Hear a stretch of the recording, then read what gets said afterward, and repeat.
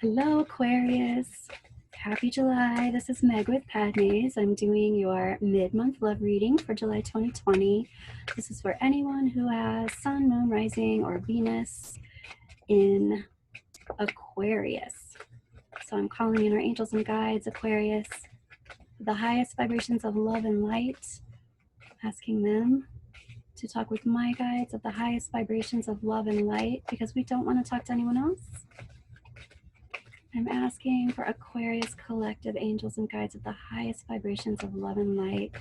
Any cross watchers who are interested in an energy of Aquarius are welcome here.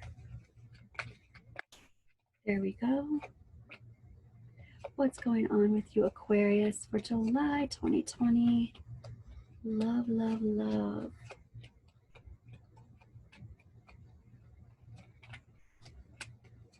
Okay. So the first thing that I'm noticing, Aquarius, is there's some kind of decision that needs to be made happening now and into the near future. This has to do with your trajectory of your highest and greatest potential and whether or not you are going to make a decision to bring you to that highest and greatest potential. This has to do with love energy around you in present time. So there is something about this. Okay, Aquarius, I don't know if you're going to like to hear this, but I'm going to say it out loud anyway. It looks like you're being stubborn. Looks like you're being stubborn about the way you've been viewing things for a long time. Like, this is the way it is. This is the way I am. This is the way somebody else is. And this is how I see it, or this is the way it's been all this time. It looks like there's some kind of a situation around stories that you've been telling yourself that aren't necessarily untrue. They could be learned from experience. It's just that it's a new day. It's a new day, Aquarius. And so there's an opportunity to look at this differently, to look at this information differently, or to react and respond to it differently. And your advice is talking about not putting your whole heart into whatever this decision is. It's like, let me say that in a different way. It's like you're putting so much emotional energy forward, and it doesn't require as much emotional energy as you are giving it, or it doesn't deserve as much emotional energy. That's what that feels like. This is about you being an expert in all the information that you have about this particular thing. You have all the energy, you have all of the information that you need, to say no. You have all the energy that you need, the information that you need. You're not missing anything. The heart of the situation is talking about you. It's like, okay, I'll just wait one more week just in case something happens. It's like, you don't need to wait. You have all the information you need to make the decision. Why are you, okay, so when I ask why are you not making this decision? A decision needs to be made, but here you are kind of like incubating and trying to figure it out, but being stuck in your head about it. And the resistance is conflict. And it could be conflict as in confrontation. I don't want to be confrontative. This could also, this is about love, but sometimes it's not about romance. Sometimes it has to do more so with family communication, or like love relationships within family, familial love. But there's some kind of dynamic here, foundational dynamic. And it's like, is it even worth creating a huge confrontation about this? Well, let's look into this. Your higher self is even saying something about some kind of a therapeutic approach, or some kind of a therapeutic personality who is a mediator of some kind. It could be a therapist, but it also, this, I want to say this though, it could also be a part of you, like a higher self version of you, or like your higher self working through your personality self, and you being the mediator, or you being that best version of yourself working from your higher self kind of thing. So it's not, I'm not feeling, this is for me a therapy card, somebody coming in and like maybe even receiving therapy, but this could be you looking at the situation differently, stepping outside the bubble, being able to see what's going on inside, and then being of sound mind, and frequency to deal with it and be the therapist yourself. So that's what that feels like in this sense. So this is you, your higher self, saying some kind of energy like that, mediation energy needs to happen, whether you're channeling it yourself or you're asking for it from an outside party. There's definitely, it looks like there's been some kind of rift in the forest. There's been a discrepancy in understandings. There's been some kind of, it could be an argument or just some kind of disenchanting thing that's happened between a group. I don't think it's just one person. I feel like it's maybe several people. A decision needs to be made. You looking at the situation differently is a possible self-reflection that needs to happen. And this all hinges on your highest and your greatest good in the future. So let's look at that. This is about you saying something, though, being confrontational. Let's see. Confronting or being confrontational. This is having to do with just speaking truth, saying something that needs to be said, breaking the silence somehow. It's how you're going to do it that determines how confrontational this is actually going to be. I mean, sometimes we can get all fired up and it can be confrontational, but then sometimes the truth just needs to be said matter-of-factly, like it is what it is. This is what it is.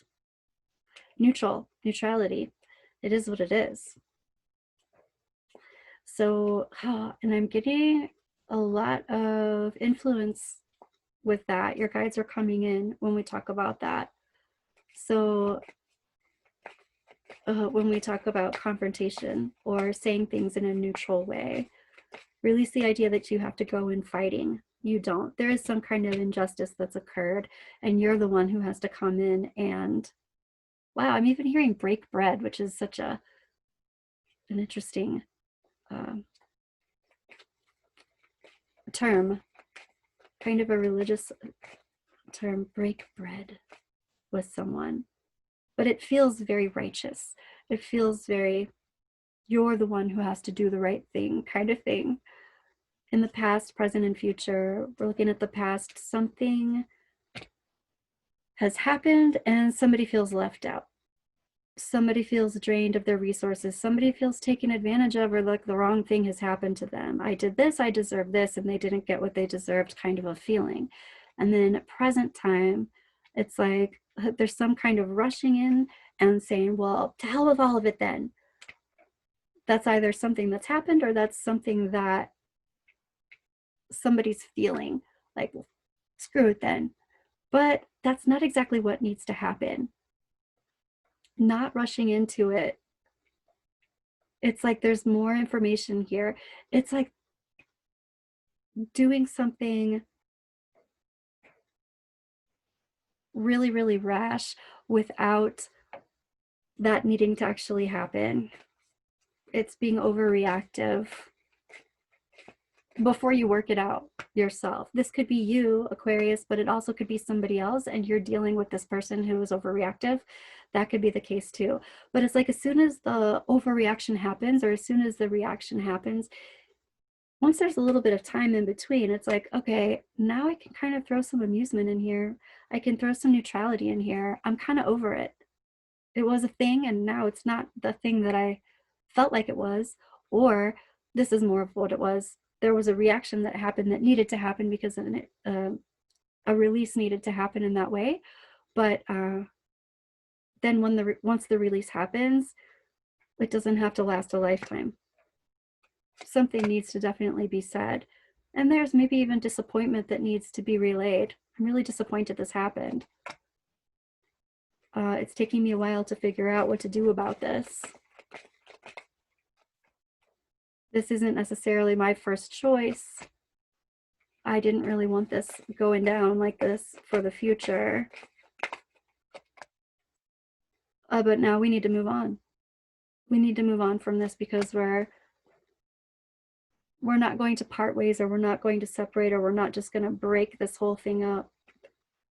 And this feels like more of a family situation, a love situation, rather than a love situation. But whatever your situation is, you know what it is. So whatever works in that place. This is also about looking at things differently in a spiritual way, giving you an opportunity to look at things spiritually from a spiritual sense rather than a cut and dry black and white type of situation. Okay, Aquarius, is there anything else that your higher self wants to say?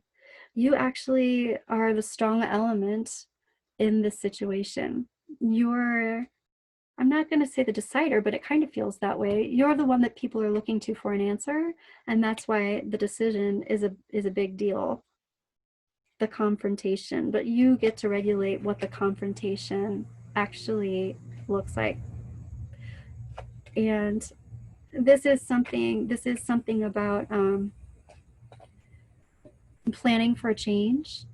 The decision is around something that is going to change things, but it's not going to be a fast change.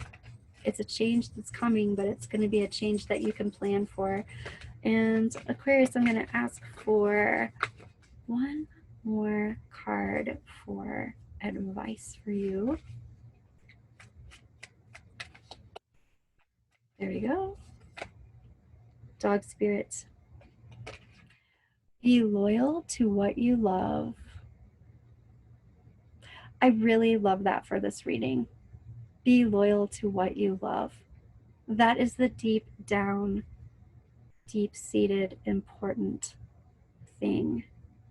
This is about new beginnings and the culmination of a cycle. That doesn't mean endings. It means new beginnings within a dynamic, new beginnings within a group, the culmination of a cycle so that a new cycle can begin within the same group, within the dynamic. Oh, I really like that a lot. Be loyal to what you love, Aquarius. Thank you. Let me know how this reading resonates with you, and I look forward to your next reading for August already. Oh my gosh, can't believe it. Have a wonderful rest of your July.